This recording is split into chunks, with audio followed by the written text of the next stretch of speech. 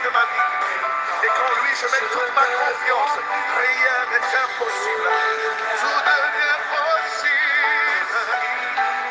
Sans que Christ battu ma vie. Et qu'en lui je me confie. Tout devient possible. Tout devient possible. Tout devient possible. Il accomplira.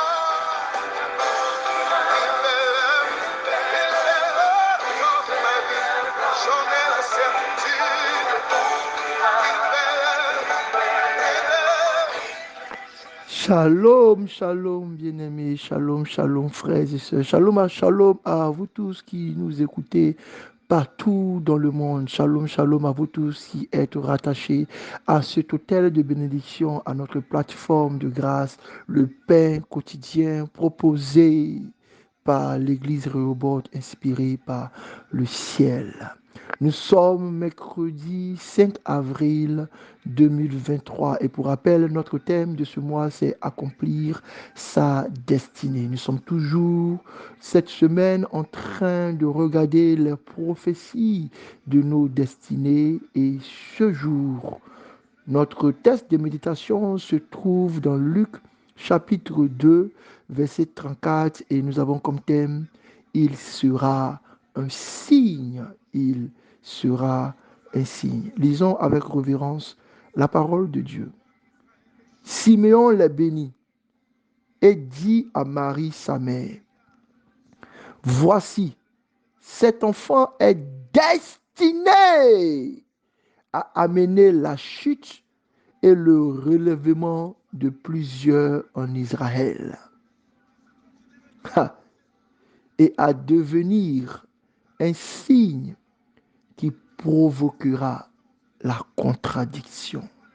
Cet enfant est destiné à amener la chute et le relèvement de plusieurs en Israël et à devenir un signe qui provoquera la contradiction.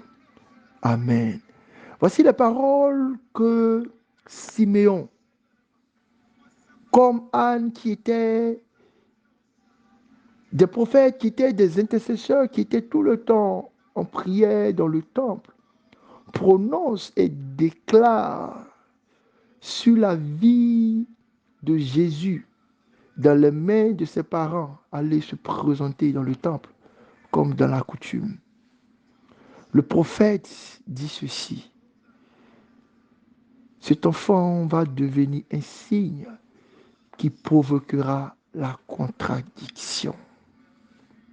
Comme l'échelle de Jacob, il est destiné à faire monter et à faire descendre. Il sera un signe qui provoquera la contradiction. Bien-aimés, notre thème de ce matin, c'est « Il sera un signe ». Dans notre recherche des prophéties de nos destinées, le Seigneur veut attirer notre attention sur les signes. Sur les signes. C'est vrai que tous, nous ne sommes pas nés ou dans des cas où nos parents ont observé les signes qui étaient autour de notre naissance. Mais je connais des histoires très intéressantes de personnes qui, quand elles arrivaient au monde, leurs parents ont observé qu'il y avait des signes. Des personnes qui sont nées souvent en pleine période de révolution, des personnes qui sont nées souvent en pluie avec des arcs-en-ciel auréolés, des personnes qui sont nées souvent avec des signes comme des confusions, etc., etc., des signes autour de leur naissance. Mais ce qui me plaît, c'est que Simeon, quand il reçoit le Christ, dit que cet enfant sera un signe. Et il précise quel signe il sera. Un signe de contradiction. C'est pourquoi quand Jésus arrive, il finit par dire « Je suis le chemin, la vérité et la vie. Et chaque fois qu'il annonçait les vérités du ciel, il disait, en vérité, je vous le dis. Et qu'il disait souvent, on vous a dit, mais moi je vous dis. C'est ainsi que le signe d'une de ces prophéties de destinée était présenté. Bien-aimé, si tu regardes à ta vie, si tu te regardes toi-même, il y a des choses, il y a des paroles, il y a des mots, il y a des attitudes, il y a des manières de faire, il y a des circonstances autour de toi. Si tu es attentif, si tu es capable de t'observer toi-même, qui te permettront de découvrir les signes que Dieu a déposés comme indicateurs pour toi, pour te diriger dans le sens de ta destinée. N'oubliez pas que nous sommes en train de chercher à accomplir notre destinée. Mais pour notre destinée, nous avons déjà vu que Dieu a caché quelques symboles, quelques éléments dans les noms pour nous aiguiller sur le chemin de notre destinée. Et aujourd'hui, Dieu nous fait comprendre qu'il a aussi déposé des signes autour de nous pour que nous puissions être aiguillés dans notre destinée. Bien-aimés, je prie le Seigneur qu'il vous permette d'être attentif. Ce qui fait que souvent, on ne peut pas regarder, on ne peut pas comprendre, on ne peut pas voir les signes qui nous aident à comprendre et à connaître notre destinée. C'est la distraction. Satan distrait les chrétiens. Satan distrait le monde. Il nous distrait tellement que quand même le signe se produit, nous ne savons même pas que c'est ce signe-là qui se produit. Pourquoi quand toi, tu viens toujours dans un nouveau endroit, tu viens rencontrer de nouvelles personnes, pourquoi est-ce que tu finis toujours par être l'élément rassembleur? Ou bien pourquoi toi, chaque fois que tu fais un projet de voyage, pourquoi est-ce que ça échoue toujours? Pourquoi est-ce que il y a des situations qui sont comme des signes annonciateurs de ce que doit prendre le chemin de ta destinée? Et si tu n'es pas attentif, si tu n'es pas attentive, ma soeur, ces signes-là, tu ne pourras pas les voir. Dieu dit de ses prophètes, je ferai de vous des signes et des présages. Il y a des signes autour de toi, mon frère, ma soeur. Si tu es attentif,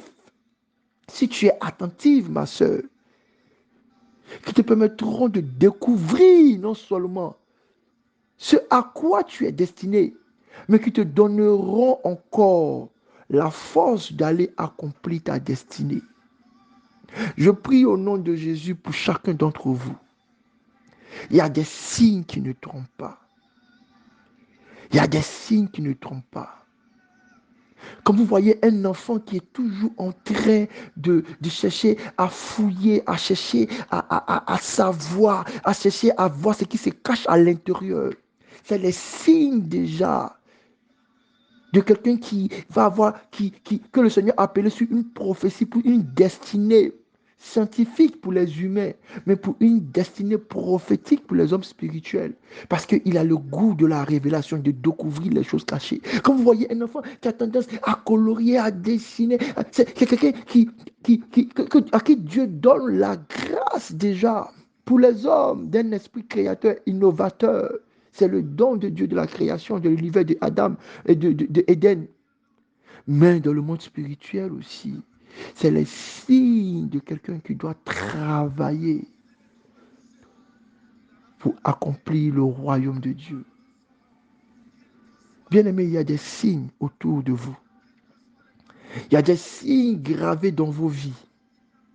Il y a des signes que Dieu vous a donnés pour identifier non seulement votre destinée, mais pour vous assurer aussi que oui, certainement, ce sont des bonnes que Dieu a placées sur vos chemins pour vous pousser et pour vous orienter sur le long trajet de votre destinée.